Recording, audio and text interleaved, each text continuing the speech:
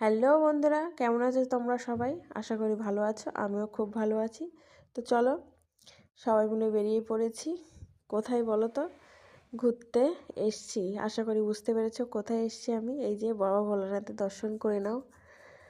তারপরে ভিড় দেখে তো মাথা খারাপ হয়ে যাচ্ছে, কখন কীভাবে নেব। তার ভিতরে দেখছি যে চলো একটু সবাই মিলে মায়ের জন্য কিছু কেনাকাটা করি। তো কেনা হয়ে গেছে সব কিছু। নেওয়ার পরে সবাই মিলে দেখছি যে এত ভিড়, কখন পুজো দেব। দিতে দিতে দেই সবাই মিলে দাঁড়িয়ে আছে। আমি বলছি দাঁড়িয়ে দাঁড়িয়ে সময় নষ্ট না করে মায়ের জন্য যে ফুলটা কিনেছি, পদ্ম ফুল, সেটাই একটু ফুটিয়ে নিই।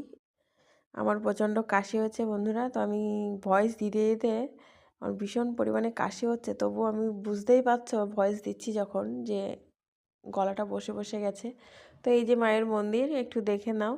তারপর আস্তে আস্তে ঢুকতে ঢুকতে আপনাদের সব কিছু শেয়ার করে দেবো। তো মায়ের মন্দিরের সামনেই চলে এসেছি। তো চলুন বাকিটা ভিতরে গিয়ে সব দেখিয়ে দিচ্ছি। মাকেও দর্শন করবেন সবাই মিলে।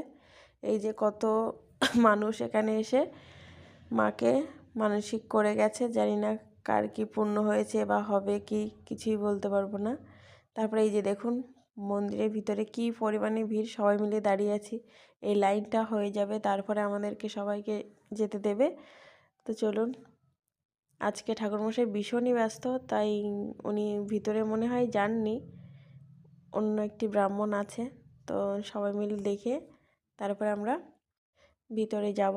তো চলুন ভিতরে গিয়ে আপনাদের বাকিটা দেখাচ্ছি। দেখুন কি পরিমাণে ভিড়, যে একটু মাকে দর্শন দেব কিভাবে দেখেন।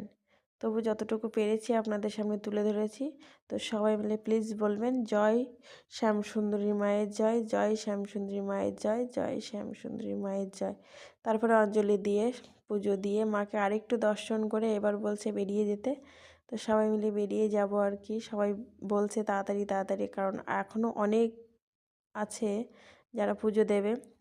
তো পুজো দিয়ে সবাই মিলে এই যে দাঁড়িয়ে আছি, দেখুন কত মানুষ এখনও লাইনে দাঁড়িয়ে আছে। শুধু এইটুকুই না, অনেক ভিতরে